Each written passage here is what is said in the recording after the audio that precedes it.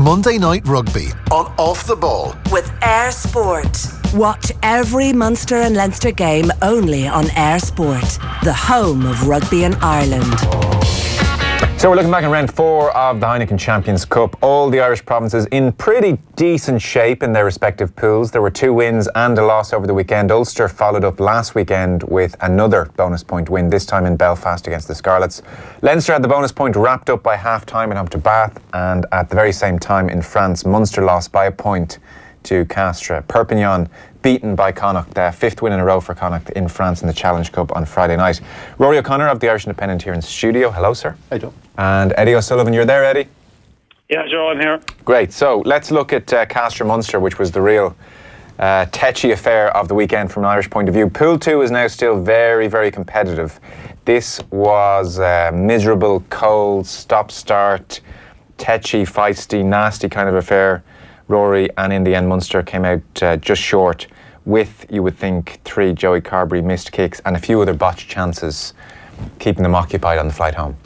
Yeah, it was. I was sitting in the Aviva Stadium during the second half of Leinster Bath, which had long ceased to be a contest, and I had a stream on the laptop of the game, and it was like watching different eras, never mind different sports or different games. You know, it was incredible to just that Castres is such a nasty place to go in the best times. Nothing else goes on in Castres, only the rugby team. Apparently, 5 minutes before kick-off there was no one there, and then suddenly there was this kind of crowd, blood-curdling roar from the crowd. They just arrived, and the team came out and went to war, and we could see the kind of a lot of seeds were planted in Thomond Park last week. A bit of the afters. They played no rugby, but they left a lot of late hits and all that sort of stuff.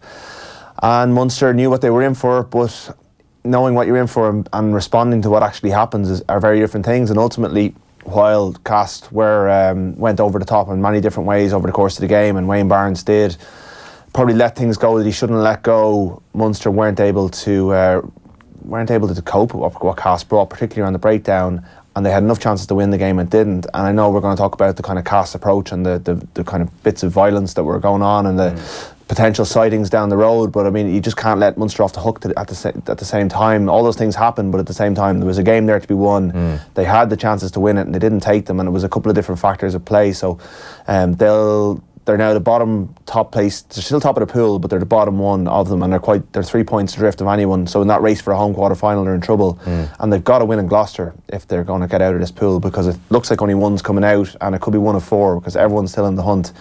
So this was a chance to really kind of almost qualify, and they didn't take it. And over the last 2 weeks, there's probably more questions about Munster than we've gotten answers. Yeah, okay. Well, there's loads there. Let's tease some of that out. Let's start with Carberry for a second then, Eddie. This was always going to be another step in his education.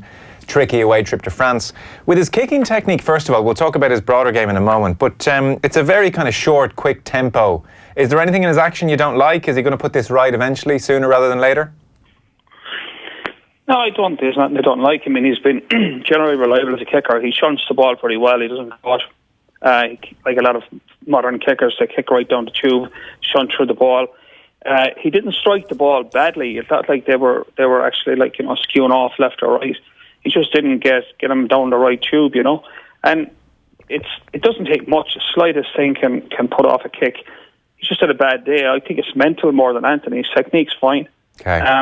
He needs to bear down, and it's like golf, I mean, most golfers can make 4-foot putts unless there's a lot of mile riding on it, And it's just the pressure, and that's part of his going into the crucible of pressure rugby is making those kicks. And unfortunately, what it does now raise a question mark about him in those conditions.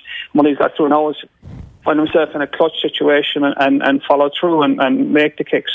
That won't arise again until he's in a similar situation. But yeah, I think that was a problem for him, as he just had a bad day off the boot. I don't think it was all his fault, though. I think there was other issues at play. I think they had a moment of madness before half time. That quick tap that got turned over. I mean, they say, what if we scored? But it was probably the lowest percentage play. I mean, probably the smart play in the conditions was to take the 3 points, get into the locker room, circle the wagons, and get ready for 9 minutes against 14 men, and try and put another score on the board and just get edge away from Castres. And it was going to be a very low scoring day. It wasn't going to be a high scoring game. The other one was to put it in the corner and drive a maul, so you could defend the maul without a fringe defender like the halfback, or put down a scrum and make them pack 8 and have an extra man in the back line, or if they don't pack 8, take them on the scrum. So it was just that Munster got probably caught up in the emotion of the whole thing, which is different than managing the emotion of it, and I think that was a bad decision. And then there are other issues where their line-out misfired at bad times, particularly at the very end, and the scrum was hot and cold, and they didn't really look like breaking cast down, but I mean, it wasn't a great day for Clan Rugby, but there's a number of things there. It wasn't all Joey Carberry's fault, but we suppose we look at the fact that had he nailed one of those kicks, I think, they would have went on to win the game. It was that tight. And briefly then, what about Carberry's performance beyond the kicking? I thought he lacked a bit of gravitas in his game. I mean, he got befuddled one time and he ran kind of in the cul-de-sac, got turned over. He was just kind of almost like, he was distributing the ball well, but he wasn't the same threat as you normally expect from him. He didn't kind of had the game by the scruff of the neck and drive it on. And look, he has a very experienced scrum half inside him in Conor Murray. But at the end of the day, like, it's the 10 is the guy who drives the bus. He's the 9 can help and take pressure off him and move the strike point and keep the fringe uncomfortable and stuff. But it's the 10 that runs the show, and I think Carberry needs to step up in that area, and just grab the game by the scruff of the neck when the chips are down. It's easy to do it when things are going well, or when you're at home in front of a big crowd and everyone's playing well. Well, the key is for a 10 is to dig you out of a hole. And if he wants to step into the pantheon of Irish fly halves that he could possibly do, he's got plenty of guys to look at in terms of, we say, Jonathan Sexton is that type of player who steps in when it's on.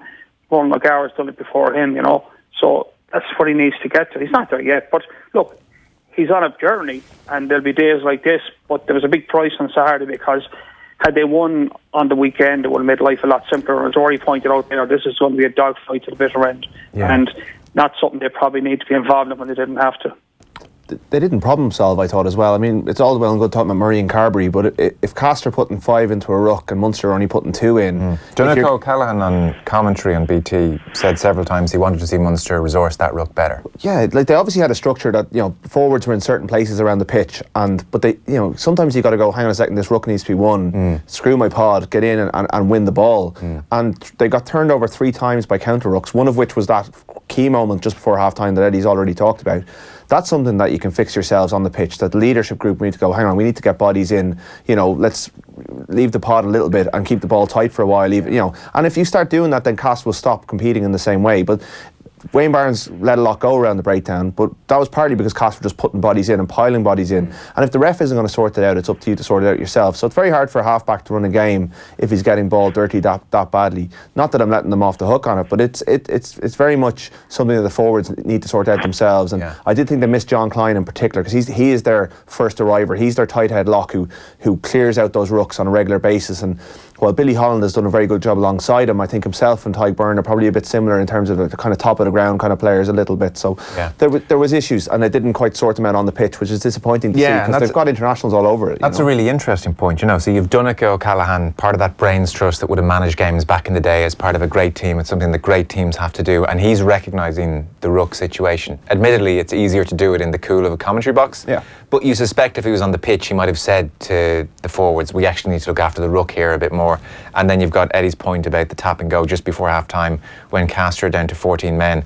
Munster actually didn't score during any of the 2 Sinbinian periods. So there probably is an issue with managing the game. And that ties in with the point Alan Quinlan raised. And our rugby coverage is brought to you by Eir Sport, the home of rugby in Ireland. So Alan Quinlan on Facebook, on OTBAM this morning, which of course wasn't Facebook, was talking about, well, we'll talk about how Munster handled it, but he was talking here about the Castres approach. Mass discipline was a disgrace, and I thought they were a disgrace, and I've no problem saying that. And if that's the way they want to play rugby, it should be dealt with by the officials, and it should be, their ambition with the ball last week in Thomond Park was deplorable, and they went out to try and beat Munster up. And but they won. People will say, they won. Yeah, people will say, like you say, well, Munster should have managed the game. They should have fought fire with fire. Times have changed a little bit. I guarantee if one of the Munster players steps up and punches someone or late tackles someone, they'll get picked up for it. But they'll still be regretful. Take all those incidents out of the game and they'll still be angry and frustrated that they didn't play the game. Let's talk about Castres first then, and then we'll get on to Munster's response. Were they a disgrace, Rory? They went way above what's normally acceptable behaviour. Yeah, it's very hard to disagree with that, Alan. Well, there's going to be, we expect a citing for Rory Cockett for making contact with the face area, to say, to be generous, of Chris Coute in the build-up to the try. Peter O'Mahony made the point, and Wayne Barnes said, "We'll look at it afterwards." Now there is video, like you could see it to a degree. Now whether you want them reviewing it over and over again, look, that picture's still can be misleading, but that doesn't look great. That led to a try. I think Sammy Arnold gets dumped out over the touchline, and the player stands over, shoves him in the head twice, and then kind of gives him a kick as he goes by. There is an incident involving Joey Carby where Carby gets absolutely smashed with a perfectly legitimate tackle, but Kambazoo stands above him and roars in his face. Now, whatever about the discipline of that, Munster, that's one where Munster could be kind of sorting that out themselves. And then there's the Andrew Conway try that wasn't given, where Urja Paletta, the out half, slides across knee first and basically dislodges the ball by, like, if it was a football tackle, if someone in a football pitch rolled in like that, it'd be a straight red card. And it wasn't even mentioned by the TMO.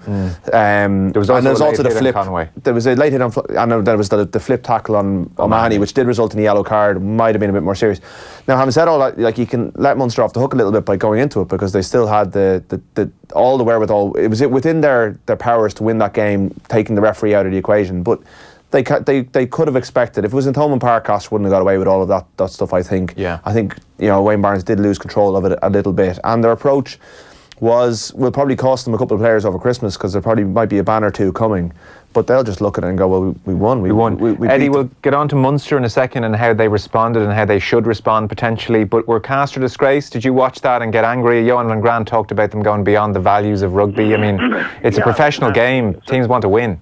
It was a nasty affair, but we knew all week was going to be a bit like that. Like they were going to kind of upset Munster, which they achieved. Now, the way they went about it, was over the line on a number of occasions. You've got to break it up as well. Like, take the slide tackle on Conway. That's been going on for years.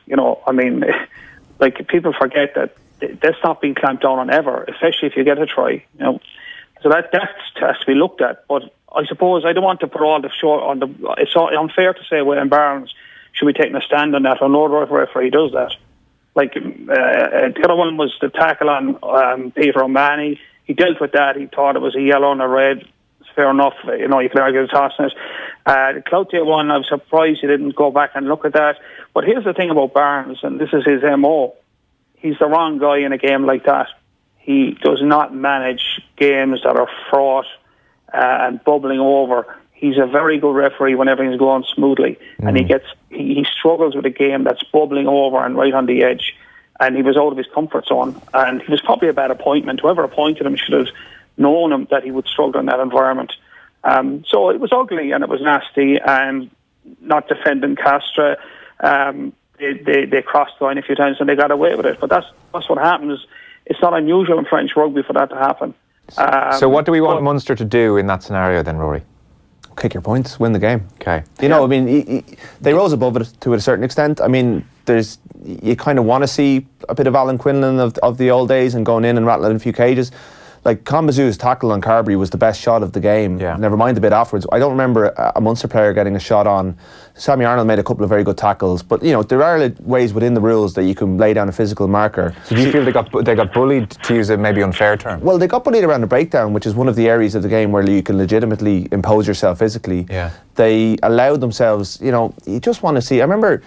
That day, Joe Schmidt's Ireland lost to Australia before the All Blacks game, and Peter O'Mahony got tackled by Kurandrani, I think it was. He got a red card for it. No one jumped in for him because they were so on the Joe Schmidt message of not, discipline. sometimes in that situation, discipline has to go out the window a little bit. Like, you don't want to lose the head completely. To play the referee, maybe. The referee was letting a lot go. Yeah. So you got to push your boundaries yourself. So there's not, like, Munster are not shrinking violets. Those players are not smaller than Castres. They're not. They're established internationals. They know what they can get away with as well. There's ways of doing it within the laws, and they just got bullied a little bit, which is disappointing from their perspective. Yeah, you can get your Facebook comments in. We're streaming, obviously. Your Heineken Star comment winner will be announced on Friday. Neil Sinnott says, Eddie last week pointed out Castres would bring this type of game. It was hardly surprised. Why did Munster allow themselves to get dragged into it? Eddie, what would you say to the team in the dressing room afterwards about the physical side of things? Would you have said you got involved and distracted by it and you should have stayed cool? Or would you have said meet fire with fire? It's a physical game. Well, I think you can meet fire with fire without getting yourself in trouble. I think when anything untoward happens, you have to react to it. Like, if you let the opposition bully you around the place, you're giving them a green light to get on with it. Well, what you do is you engage them, but you engage them smartly. You can pile in as eight or 10 guys and start lapel shaking. Everybody does a lapel shaking bit. If you watch most of the Malays in rugby now, it's basically guys shaking each other lapels or pushing. Nobody throws a punch anymore, because if you throw a punch, you're gone. Yeah. Exit stage left, you're not coming back, game over. So, but what you do is you give the message to them that if you want to start this, we can meet you head on with it. And yeah, you get a chance to light somebody up in a tackle, you light them up. And if you want to stand over them and let them know about it, you can. Now, there's a bit of that the referee could manage and say, look, the more of the verbals, cut that out, or I'm going to start penalising people, but he didn't.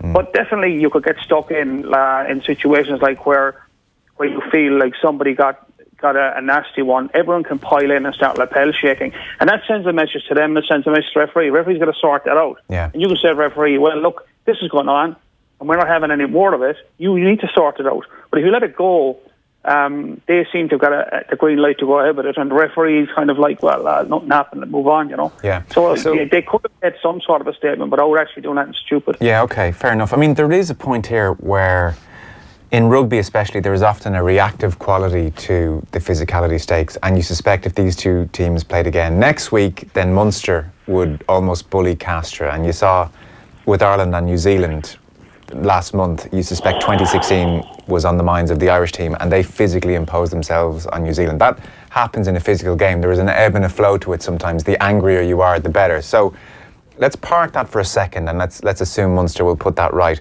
Maybe the more important issue to put to both of you is that once again, Munster were not clinical. Yeah. And Munster could have won this game. There's the Carberry element, but there's just taking your chances, taking your opportunities, and they weren't clinical again. And Rory, the season is taking along here. When is this going to happen for them? Yeah, because if Joey Carberry had kicked one of those 3 penalties, or Murray had landed his long one, or if Conway's pass to Murray had not gone forward, or if Conway had held that kick ahead, we'd be saying Munster rose above it. Castres tried to drag them down and they didn't get involved. And that is the essential Monday morning quarterback that we're doing here. Yeah. And that's the game, but they didn't. And that's the key thing. And I go back to, they had big moments. So Arno Botha comes on, first line out, he poaches it.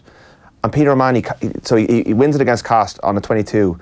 And Peter O'Mahony catches it. And this is the captain, a guy whose leadership we all herald all the time. And rather than take it into contact, set it up and exit properly and allow one of the backs and the right chaser, one of the backs to kick it and one of the right chasers, he hooks a box kick that basically negates the turnover, because they get the line out pretty much two or 3 metres away from where they were, and then that leads to the winning penalty because Niall Scanlon gets yellow carded. Big moment, big player, and he takes the wrong decision.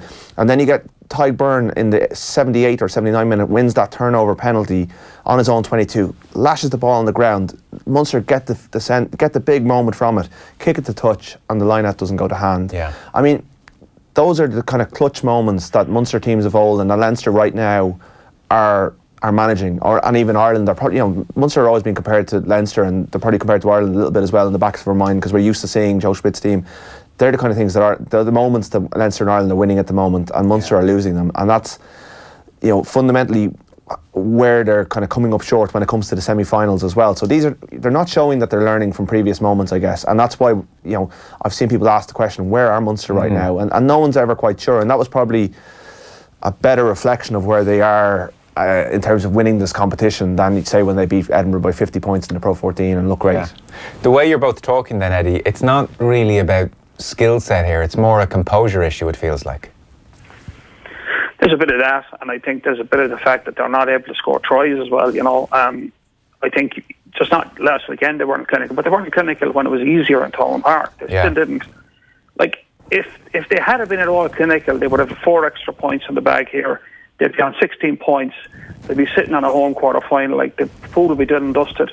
And just because of 2 weeks of a lack of ability to punish, which is what it's all about professionally, you get a chance, you punish the opposition.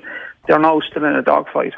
So it's not just last Saturday they weren't clinical. They haven't been clinical for a while. And what we do then is when they play a team like Edinburgh, who put out their second string, or they play Ospreys, who do the same, they walk up 50 points. Everyone is talking about how brilliant they were. But in the context of the opposition, they're not picking teams apart. I haven't seen Munster pick a team apart strategically and score like we see Leinster doing, or even Ireland. The only time you see Munster doing that team is when they physically dominate them. And they're not able to physically dominate every team they meet. So it's getting to be a bit of a repetition, but we don't quite know where Munster are. We said it last week, we're saying it again this week. Yeah, okay. So it's a problem, and they have to find some way of building a rhythm into their season and into their performances, and just be more clinical. And that's easier said than done, but that's their problem. Yeah, no doubt. They've King's home next, and then they have Exeter at Thomond Park. So Pool 2 still very much alive. If we're talking about repetition when it comes to Munster, Rory, then repetition is also the name of the game when it comes to Leinster.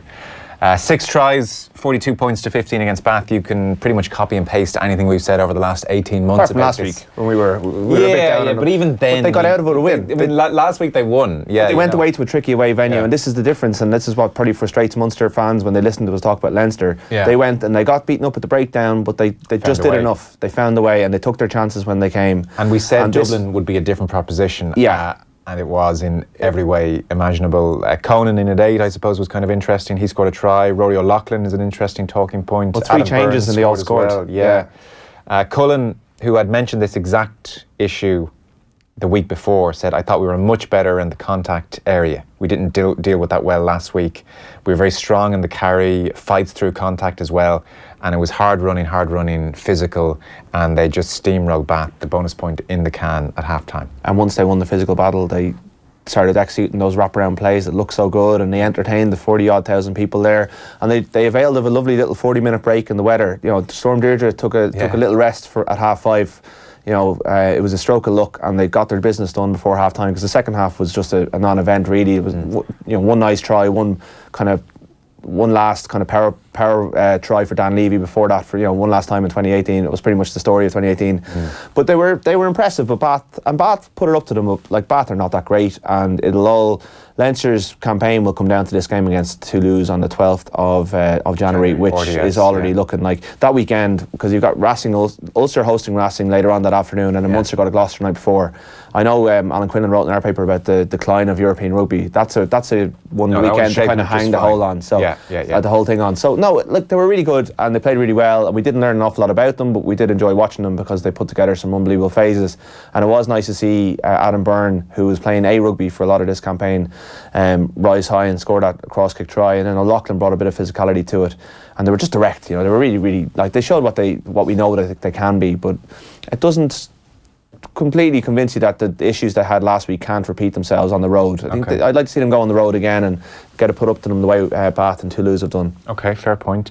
Just a quick one, Eddie. I mean, we've kind of talked through the main issues there for Leinster. Jack Conan back in at 8 and Dan Levy moving to 7. Why is 8 such a specialist position? People were saying, well, Levy, he may have played 8 at school, but it's a massive jump up to go from flanker to 8 at this level. Why is that such a difficult switch? Well, apart from the scrum, obviously, the obvious scrum is part of it. You're controlling the ball at the back of the scrum, which is a lot of skill set in itself that you've got to work on every day. And if you're not playing it regularly, that can be a problem, particularly if the scrum's under pressure. But the other side, your lines are running. You're coming out of the line out in different positions. You're coming out of the scrum in different positions, and you've different support lines in attack, and you've different track lines in defence. And if you're not running those lines every week, you're maybe a half step off. Getting into the face of the game, and that half step off at that level can mean you're less effective. You might necessarily play badly, but you don't have the same impact in the game you would play in your normal position. So I think it comes down to small stuff like that. Yeah. But I thought Leinster though was normal service resumed, and I thought they made a smart adjustment at the ruck in terms of counteracting Low and Underhill from the previous week is they went for double clean-outs. So instead of cleaning out in one followed by another, they went in, cleaned out in twos. Okay. A bit risky in terms of protecting the ball at the back, but I think if you clean out in two, you can actually get off your feet and you're not penalised for it, and the ball is still available, and the referees protect the halfback. The advantage of cleaning out in two is that if someone like Low or Underhill is in there, two guys can get them out of there, but one guy won't. Okay. So there's a smart adjustment there, and I think that paid dividends. But yeah, it was just like normal service resumed, and I think that, despite Todd Blackadder saying they were going full metal jacket, they obviously left the jacket at home, because they didn't really fire a shot. Yeah. Okay. For Ulster, rumours of Rory Best's decline greatly exaggerated, it would seem. He's taken some time, but he's back in really good form. And as you said, Rory, the Parisians come to Belfast on January 12th. We'll talk maybe with Stephen Ferris in the build-up to that game, which will be a huge occasion. But the clock is against us. And I do just want to touch on this story because I think it behoves us to do so. So, lots of people who would have watched the European Games over the weekend would have seen a minute's silence before each game. Nicolas Chauvin, the Stade Francais 19-year-old, passed away last week. He went into cardiac arrest after breaking his neck in a tackle, and this has caused a huge storm in France. It's tragic enough all on its own, but Chauvin now becomes the third young player in France to have died this year playing rugby, which is a fairly frightening thing when you think about it. There was a 17-year-old in May who was an amateur who injured himself while making a tackle in May. He was found dead in bed a day later. I appreciate I don't have any underlying medical history of that 17-year-old, but the general sense is that the tackle was the reason for his death. And then a French under-20 international playing in the Pro D2 collapsed and died in the dressing room. He was accidentally hit in the chest during a collision in a pre-season friendly and started vomiting in the dressing room. Emergency services were called and he passed away in August. The French sports minister has met with Bernard Laporte. She said it's time the sport adapts its rules and protects younger players from the risks. We had the former halfback Jérôme Fiol at Stade, who tweeted this weekend, "Too much violence, too many blows, too much trauma, too many shocks. Let's go back to the basics of this sport, where it's unbearable to think that one can leave one's life out there." And of the 20-year-old who passed away in August, one of their club's former players, one of their more decorated players, says, "There's an evolution in professional sports in general. We are going towards more speed, intensity, violence, more and more difficult contacts, and they could be avoided. We will have to move quickly to provide answers." And then, not to drone on here, because I do want to get your thoughts, but rugby's reaction here is going to be very important. David Walsh did a piece yesterday in the Sunday Times. So in France, Professor Jean Chazal from Clermont had been on the French Rugby Medical Advisory Group, and he's been very outspoken and critical of the game and has since been sacked for his outspokenness, which doesn't seem like the right approach. And there was a story I must confess I hadn't been aware of. Down in New Zealand, Auckland University were commissioned by the New Zealand Rugby Union and by World Rugby to investigate whether former high-level rugby players were more likely than similarly aged athletes in non-contact sports to suffer cognitive problems. And Patria Hume wrote the report, and she had a public statement. And in the public statement, she said, proportionately more rugby players had worse brain health scores. And she said how to better address the implications. We believe players should be aware of potential increased long-term risk of cognitive impairment from concussion so they can make informed choices. Hume, she said she half expected this. Her statement was deleted from the press release. So New Zealand Union and World Rugby, who commissioned the report, then deleted her paragraph from the press release, which frankly is outrageous. So, 3 young players in France have died this year, Eddie, which is shocking. We were doing the paper review yesterday, reading David Walsh's piece. There's a host of issues. I mean, one thought I certainly had is that there will be some very difficult conversations, I would think, at breakfast tables over brunch between parents of young children playing rugby. Participation will be hit very quickly if stories like this continue. Yeah, I think there's risks, and the risks are going up because obvious reasons. They're the same problems we discuss around the tackle law and high tackle and tackling lower.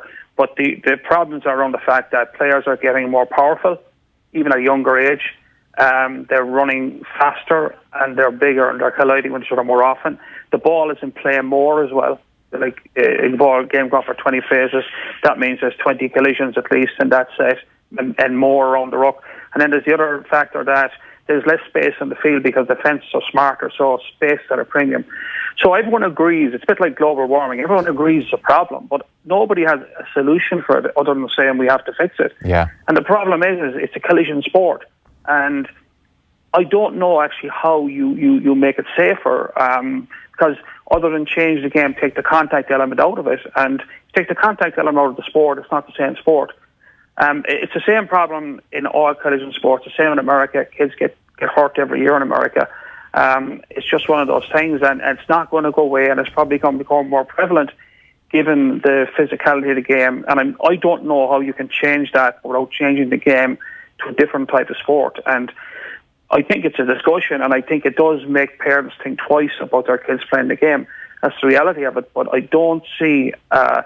it's a complex problem, and you won't find a low-resolution solution to it by just saying, let's make sure everybody tackles around the waist, because that doesn't solve it. There's other issues. No, because proponents of rugby, Rory, will talk about the great values it instills, and teamwork and fitness and discipline, many of those things, but none of those are unique to rugby. You get exactly the same physical benefits and sense of ethos as you would from football or GAA or any of those other sports. So that won't wash actually as a kind of defensive rugby, that it gives you all these great things. I mean, it does, but if I was a parent, I would look at other sports and say, well, so do they.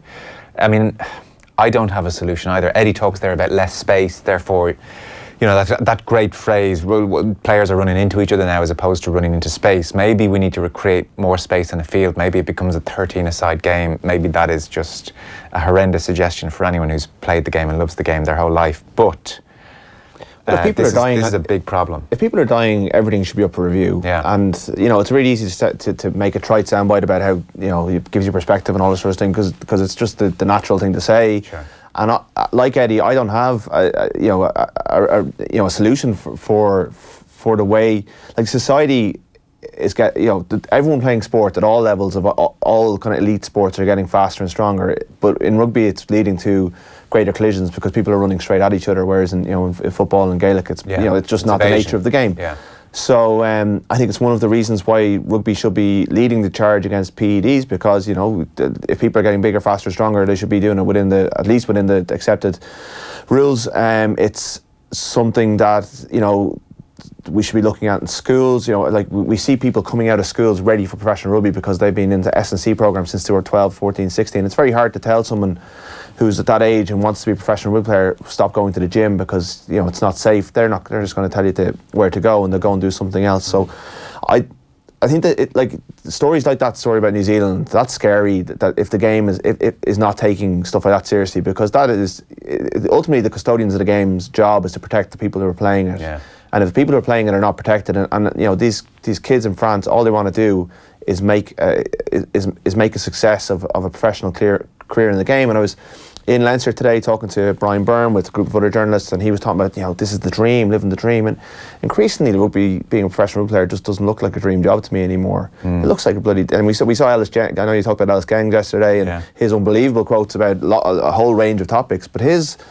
kind of quite raw description of what it's like being a professional rugby player that doesn't sound like a dream job to me. And we've seen in American football, the parents are much more reluctant to let their kids play. There's leagues failing in New Jersey. You know, it's starting to come across in America, and generally what happens in America is a couple of years ahead of what happens here. Yeah. Bizarrely, rugby's probably never been as popular amongst kids in Ireland. So, but if parents, I've had discussions with my mates who either have kids or are thinking about having kids, about whether they'd let their kids play. I heard Marie talk about it yesterday.